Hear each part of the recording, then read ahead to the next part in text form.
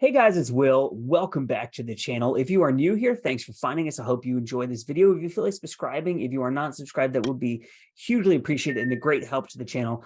Thank you so much. I am very excited today because we get to talk about the absolutely classic slasher sequel, Scream 2 from 1997. I am a huge fan of slasher films, so I'm hoping to do a number of videos about slasher films on this channel. I love the Nightmare on Elm Street series. I love the Friday the 13th series. I love the Halloween series, and I love the Scream series. So this movie, like I said, was released in 1997, and it was directed by Wes Craven, who also directed Scream, which was released in 1996, just a year before this film. I think Scream 2 actually came out like a little bit, it was like 1 week shy of a year before Scream, which is bananas. Wes Craven created the Nightmare on Elm Street series. He wrote and directed the first film. He directed Last House on the Left, The Hills Have Eyes. Like, he is a legend of horror films.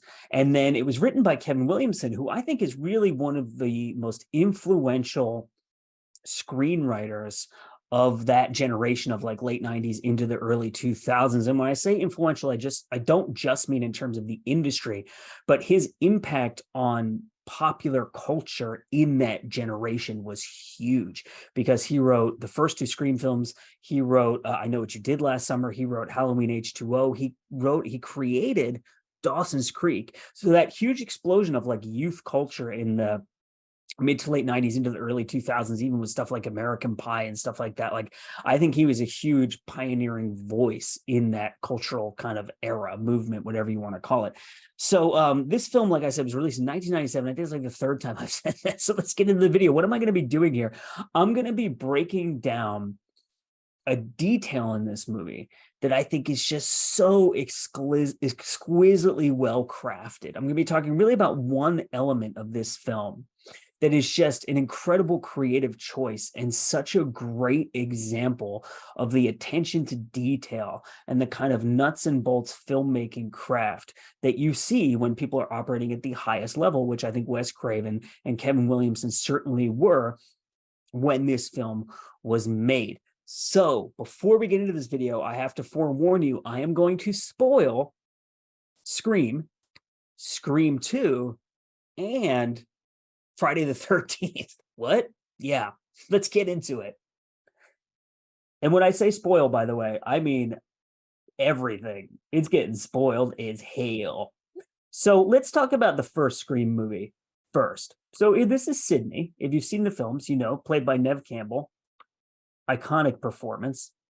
And at the beginning of the first film, Sydney is just kind of like, she's an intelligent and she's very kind of self-possessed, right? But she's also naive, she's a little bit sheltered, and she's experiencing a lot of emotional trauma because her mom was murdered a year before the events of the first film.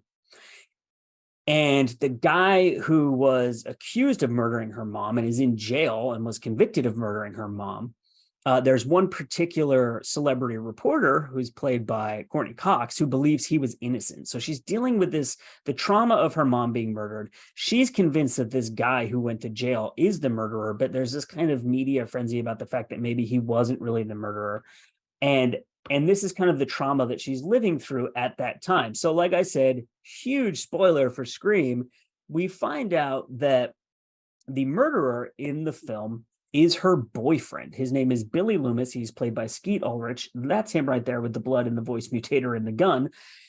And what we find out is that Sydney's mom was a bit of a philanderer. She had affairs with a lot of men around town. One of the men she had an affair with was Billy's dad. So Sydney's mom was screwing the dad of her boyfriend, right? So he, the boyfriend, wants to get revenge on the family for breaking up his family, because the affair between his dad and her mom broke up his parents' marriage, and his mom left town and abandoned the family, essentially. So he originally kills Sydney's mom the year before, and he frames this other guy for it. Then his intention is to kill Sydney and her dad to get back at the whole family for ruining his family. So that's kind of Scream 1 in a nutshell. Now, Scream 2 opens with the premiere of a film that is based on the events of Scream 1. So one of the things you need to know about the Scream series is that they are very, very self-aware. And I would argue they are kind of the beginning of this big cultural era of meta kind of postmodern slasher films. You could argue that that era began in, I think, 1994. Wes Craven's New Nightmare came out, and that was Wes Craven returning to the Nightmare on Elm Street series, and he made a movie that was about Wes Craven trying to make a movie while being haunted by kind of the spirit of Freddy Krueger, right? So that's a very self-aware film that is about, it's about slasher movies as much as it is a slasher movie, if that makes sense. And you can go all the way back to the Friday the 13th Part 6, Jason Lives, which I think is probably like the first major self-aware kind of postmodern slasher film. So, but that's a very big component of the Scream films, and that's something we're going to talk about in this video. So anyway, the second film opens with the premiere of this film, Stab, or the sneak preview, which is based on the events of the first film. And here we see people in the movie theater with everyone dressed like the ghost-faced killer from the first film behind them, and they've got their little glow-in-the-dark knives. And there's Jada right there. And then in addition to bringing back primary cast members from the first film, like Neve Campbell and Courtney Cox, who's right here, David Arquette, we introduced some new characters. One of them is this woman here, who's this kind of like pesky reporter, who's like a local reporter, who's like not that great at her job, but kind of looks up to the Courtney Cox character, is kind of like following her around and bothering her to get a story and stuff like that. And there's various other new characters that kind of come into the mix. So now we're going to transition a little bit. We're going to talk about the Friday the 13th series, but I put this slide in here because I really want to hammer home the point that Kevin Williamson, who wrote these films, is a huge fan of slasher movies, and that what he's doing in these films and in a lot of the other slasher films that he wrote in that era is kind of examining the tropes and the kind of classic elements of the slasher genre and very famous slasher series of films, and trying to kind of play with them in a way that is a little bit funny, a little bit self-aware, but that genre fans will recognize and think is really interesting and cool. So this is a list that he made for the Academy of the most influential movies in his life. The Academy being, you know, the Academy of Motion Picture Arts and Sciences, who does the Oscars and stuff, right? So this is what he writes about Halloween. Halloween is my favorite movie of all time. That is the movie I watch, let's face it, at least once a year, certainly on Halloween and probably one other time. So in terms of the movie I've seen the most, it's been Halloween. It's my favorite film. It's the one that makes me happy. It's my comfort food. I just love it because, once again, it's my childhood.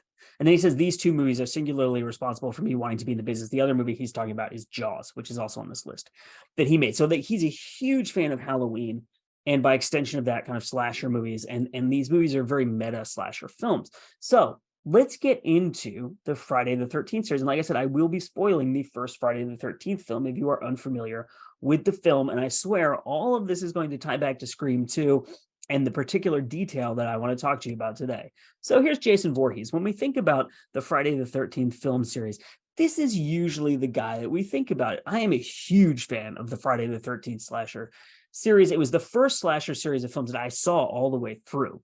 I saw the sixth one. That was the first Jason movie I saw, was Friday the 13th Part 6.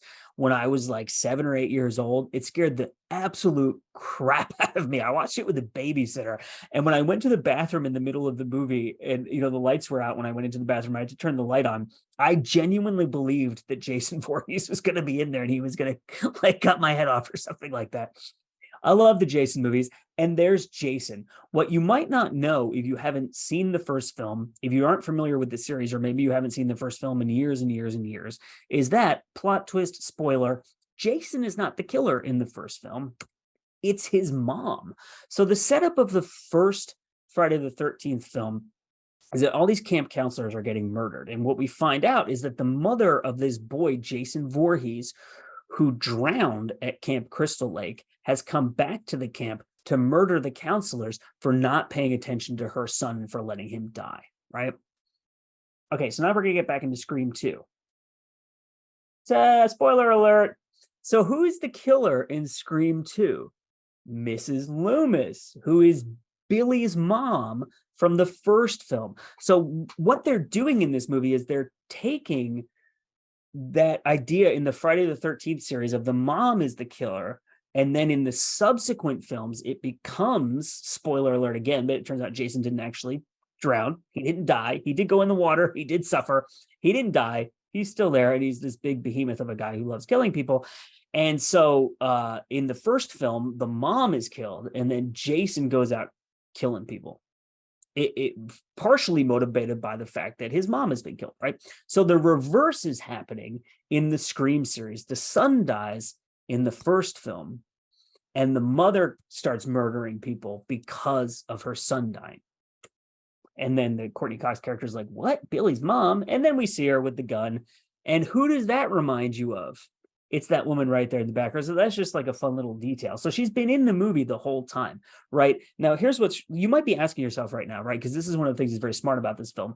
How do you have this character that Sydney obviously knows very well, just kind of hanging around in the background, and no one notices that she's there, right? And the Courtney Cox character actually says at some point that she has seen pictures of Billy's mom.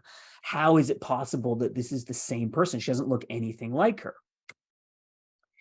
So then, and here we get into another clever little thing of, as I said, this is a very self-aware film. Timothy Olyphant is in this movie too, and he's helping Billy's mother with all the killings, right? And he actually says out loud, Billy's mother, nice twist, huh? Didn't see it coming, did you? So they're referencing the Friday the 13th movies and how self-aware these slasher films are, right? So Courtney Cox says, Jesus, it can't be. I've seen pictures of you. This is 60 pounds and a lot of work later, right? So this is just a very good screenwriting detail because they've gone through the kind of analytical process of being like, okay, we want to have Billy's mom as the killer. We want to have her as this kind of peripheral character who we then realize actually is the killer and is Billy's mom. But obviously Sydney would recognize Billy's mom, and she would obviously, Courtney Cox would too. So how do we deal with this? So they kind of make a joke out of it. And then she says, it's called a makeover. You should try it. Okay, now let's get to the detail. Like I said, I swear all this is going to tie together. Let's get to the detail that this movie is really about, or this video rather, excuse me, is really about. And the reason I made this video is really to focus on this detail. So remember that in Scream 2, we have a film within the film, and that film is Stab, which is based on the first film. We see two scenes from the film within the film in the movie. One of them is the opening scene, which again is this kind of self-aware, self-referential thing where when we open on the movie preview, we see a new version of the opening of the first film where you have Heather Graham instead of Drew Barrymore playing the character, and the house is like this nice, beautiful California house instead of this like suburban East Coast house and stuff. Like, it's pretty funny. But there's one other scene that we see from the film within a film. And that's the brilliant detail that I want to talk about here. Okay, so this is the setup of how we see that scene. You can see here that there's a television, right? So what we're doing here is we are watching a scene on a television. And the setup is Tori Spelling, who plays Sydney in the film within a film, which is just funny to me. Tori Spelling is doing an interview to promote the movie. It's on television, and they show a little clip from the movie, and some of the characters from the first film are watching TV and they see this clip. So that's how it's introduced very organically into the narrative of the film. Now, bear in mind that they could have taken literally any scene from the first film to show in this little clip, or they could have also just completely left this part out of the movie. Like, we've already seen the opening scene in the opening of Scream 2. Do we really need another clip from the film within a film? And it's also funny that Luke Wilson here is playing the Skeet Ulrich character. Now, this is a scene that is in the first film, and it's Billy and Sydney talking in a hallway in their high school. It's a really interesting scene to choose because there's not a lot happening in it. It's just people standing there talking, right? But what are they talking about? Luke Wilson character Billy Loomis says, when my mom left my dad, I accepted it. That's the way the cookie crumbles. Moms leave. And then she says, yeah, your mom left town. She's not buried in a cemetery somewhere. This is just such an amazing detail to include in this film. And let me tell you the reasons why. This is a sequel to a film that was like a cultural phenomenon, a movie that cost like, I think like 14 or 15 million to make, that made almost $200 million, right? When you have a film that's that big of a hit, you're going to get people going to see the sequel who maybe didn't see the first one. You're also going to get people going to see the sequel that don't remember every single detail about the first film. They are using the scene within a scene here to remind the audience Billy Loomis was the killer in the first film. Billy Loomis's mom left. I mean, they really hammer this home. My mom left, moms leave. Mom, mom, mom. And then she said, your mom left town, reiterating. He has a screwed up relationship with his mom, and she left town. Also reminding us that his motivation for the murder was related to his mom and to her mom, and that they had conflict over their messed up relationships with their mother. Sydney's relationship with her mother is obviously very complicated because she loved her, as everyone loves their mother so much. And then she found out that her mom was like cheating on her dad, and she really loves her dad, and she was like philandering all around town, and then she was murdered because of it. So she has this very complicated relationship with her mom. So does the Billy Loomis character, but they're very different complicated relationships. So it's reminding us thematically that the Scream films are rooted in people having screwed up relationships with their moms, which ties into the second film of the mom coming back and being the murderer in the second film. So just in this tiny little clip here, that's literally just 3 lines of dialogue from these screenshots I took, the second film reminds us of all of the practical and thematic stuff from the first film that is important for us to know when they reveal the killer from the second film. So that's the end of the video. I think that's such a great detail, and I love those tiny little creative choices that add so much to films that we're maybe not even thinking about as we watch them, but then when we go back and we analyze them again or pay more careful attention or whatever, really stand out as incredible storytelling and kind of filmmaking, not just in and of itself, but also in terms of their thinking about the audience. What is the relationship of this film to its audience, and what do we need to communicate to them so they have the best experience of watching the film and getting as much out of it as they can. My name is Will. I hope you like this video. I hope you like the new channel. If you're not subbed and you made it all the way through and you could sub, that would be much appreciated. Thank you so much for watching, and we'll see you next time.